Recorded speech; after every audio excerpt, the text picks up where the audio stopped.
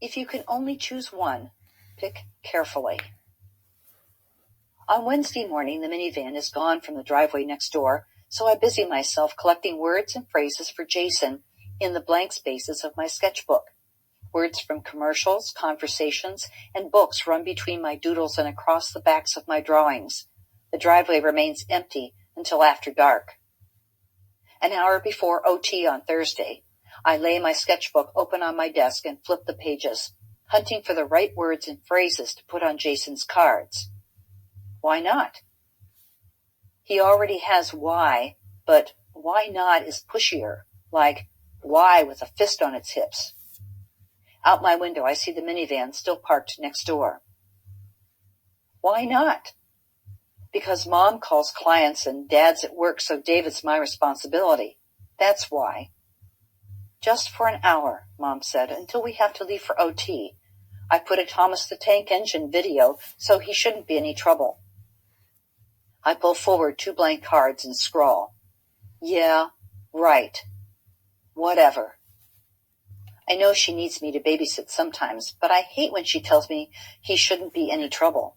Trouble comes quick with David, and should doesn't have anything to do with it. He should remember to flush the toilet, too, but that doesn't mean it happens. When Mom had gone, I took my long mirror off my door and propped it at an angle against one corner of the living room, so I could work at my desk and still see David reflected in the mirror. Every few words I make, I glance out my bedroom doorway to the mirror. David stands at the TV, the remote in his hand.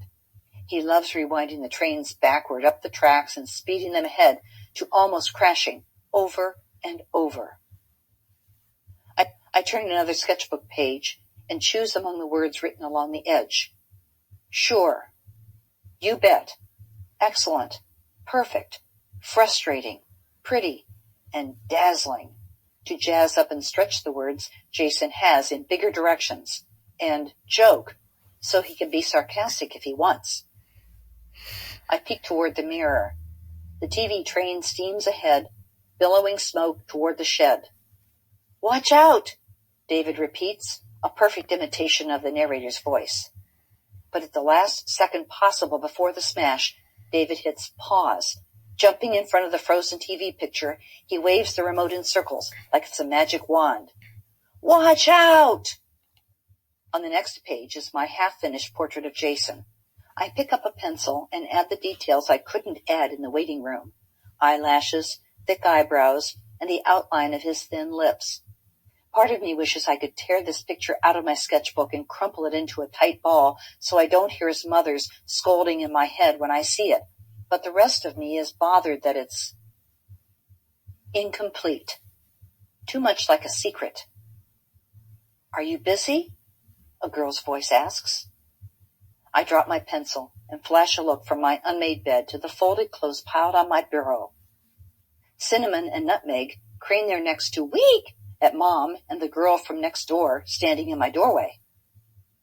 I saw Christy coming up the walk, Mom says, smiling. Catherine, I have one more call to make. Could you keep an eye on David for a few more minutes? Then I'll take over, I promise. Before I can get out no, I see Mom's legs in the mirror, hurrying back toward her office. David pushes rewind, and Thomas speeds backward again. Come in. I offer my chair, but Christy sits on the edge of my desk, crossing her feet at the ankles. Are you busy? She asks. No. Seeing her up close, I know Christy will be popular, not only for her straight brown hair, parted off center, shining down to her elbows, or because she looks just right, even wearing frayed jean shorts and a t-shirt.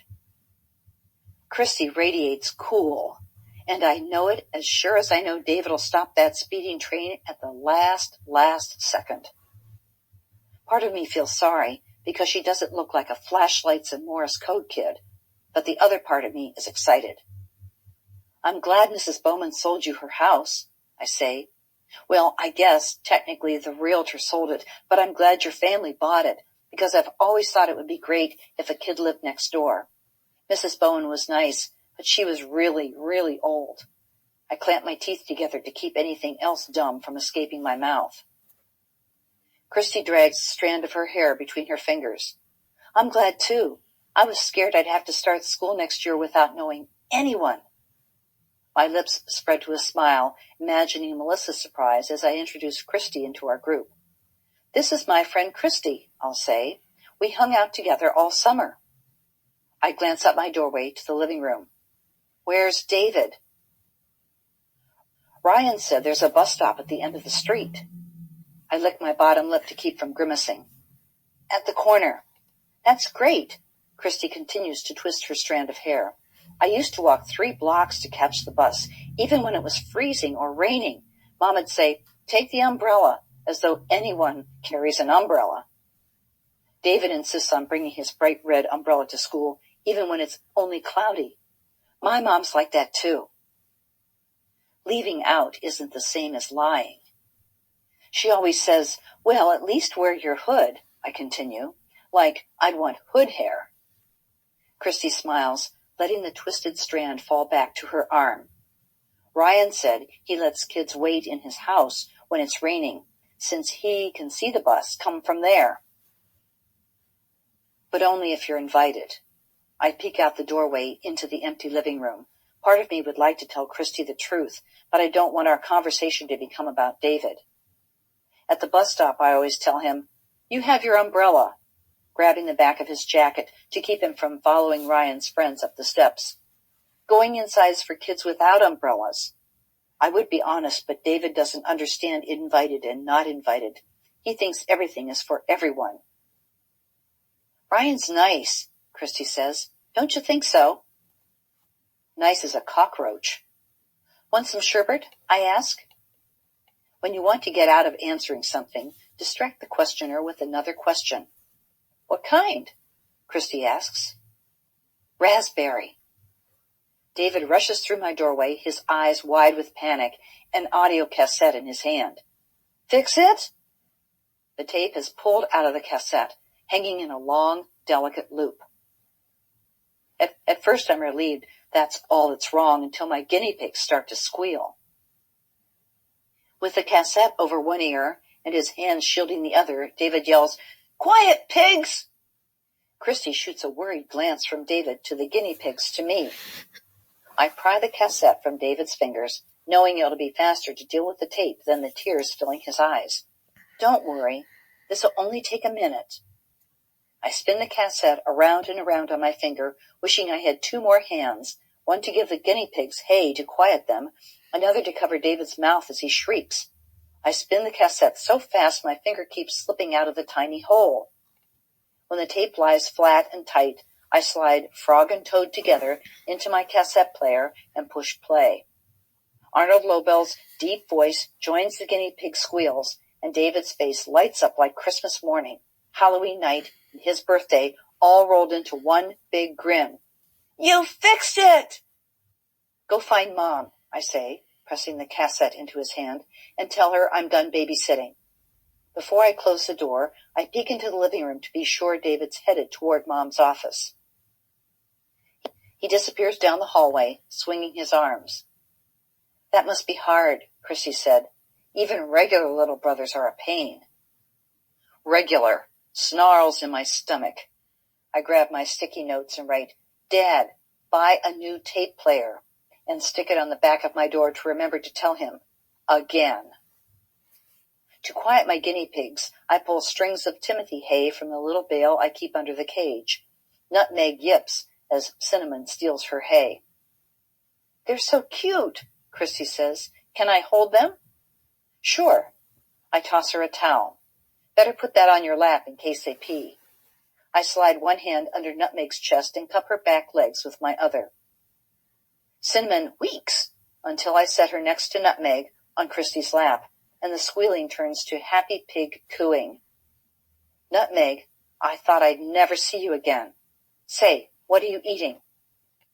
Towel, medium rare, with a hint of fabric softener. Care for a bite? Don't mind if I do. My door bursts open. No toys in the fish tank, David announces. I'll be right back, I say to Christy, between my clenched teeth. No problem, she says, stroking Nutmeg's neck. I close my door behind me so Christy won't see me run. Why? I sprint ahead of David. Why today? Because. A tiny cowboy stands bow-legged on the gravel at the bottom of the fish tank, one hand poised to grab his pistol, the other holding the end of a lasso, hovering in a loop above his head. A goldfish swims right through the hole. Get back here, you pesky varmint! Plunging my hand into the water, fish swoosh past my fingers. I rescue the cowboy and throw him into the toy box. Grabbing David's wrist, I don't even wipe my hand first. Wet! David twists to get away. You're not going to ruin this for me. I yank him along behind me down the hallway to Mom's office. She's on the phone. All right then, Mom says into the receiver. I'll look forward to hearing from you next week. I have company, I say, not caring about interrupting her, and you need to watch David. Mom holds up one finger for me to wait, but I push David ahead of me into the room. Her eyebrows come down. She grabs a puzzle off her bookshelf and dumps the pieces on the floor. Yes, that'll be fine, she says into the phone. David sits beside the hill of pieces. He can't stand to see puzzles undone, but he insists on doing the pieces in lines, like he's reading the puzzle. He doesn't look for all the red barn pieces or the daisies in the field or the glimmers of sunlit water. Left to right, top to bottom. That's his puzzle rule. And if you add a piece out of David's order, he'll take it back out, even if it fits. I slam Mom's office door on my way out. When I come back to my room, breathless from running down the hallway, I notice Nutmeg and Cinnamon are in their cage again. Everything okay? Christy asks. I hope you don't mind that I looked at this. She's holding my sketchbook, open to the half-finished portrait of Jason. Is he your boyfriend? No, just a boy I started drawing. Christy tilts her head in an, oh, really? Look. If you want someone to think something's not important, use just a lot. He's just a boy I know from, well, I don't really know him. Not very well. I just see him at... I check my watch. It's almost time to leave for OT. I can't tell Christy I have to go. Not the first time we've met, but I told Jason I'd see him today. Christy tosses my sketchbook onto my desk. My hands itch to flip the page, but that'll bring attention to it. Want to watch TV? Christy asks. If I say no, maybe I won't get another chance to hang out with her. I glance to Thomas the Tank Engine, reflecting in my mirror, his eyes closed, braced for a crash that'll never happen. From somewhere, David shrieks. We could watch at my house, Christy says. That stings, even if I agree. Sure, I say. I'll tell my mom. All the way up Christy's walkway, I want to skip or run or twirl with my arms out like a 6-year-old. It feels deliciously easy to be visiting a friend's house without having to say first, sorry, David, this is for me. You can't come. Hearing Mom's car back out of the driveway, I turn to wave. She waves, but David sits alone in the back seat, hunched down, his hands over his ears. I follow Christy up the steps and through her front door.